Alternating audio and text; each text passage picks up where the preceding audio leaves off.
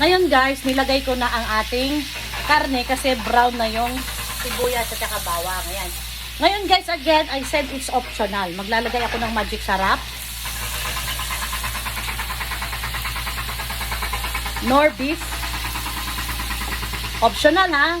Hindi ko sinabing ilagay nyo. Kung gusto nyo lang. Diba? Ako gusto ko mas malasa.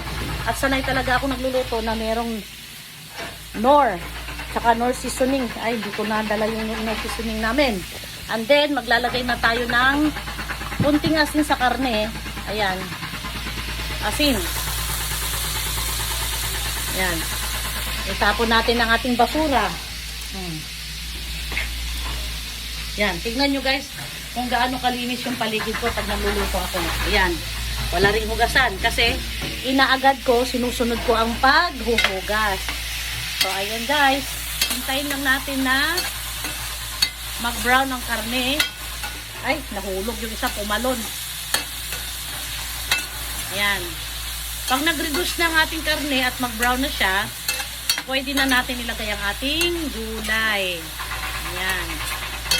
Hindi tayo masyadong magsabaw ngayon guys kasi ayaw nilang masabaw na itong gulay. So, ngayon,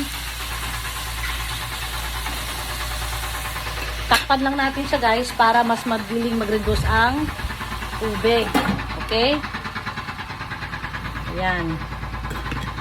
Habang kausap ko kaya yan, nililimpit ko ang aking lugar kung saan ako gumagamit ng mga gamit kasi ayaw ko ng pakalat-kalat guys. Ito hindi na to kasama, ibabalik ko sa ref yan. Ayan ang mga gamit ko na naka-ready para lang ihulog lang ng ihulog. Ayan. Diba?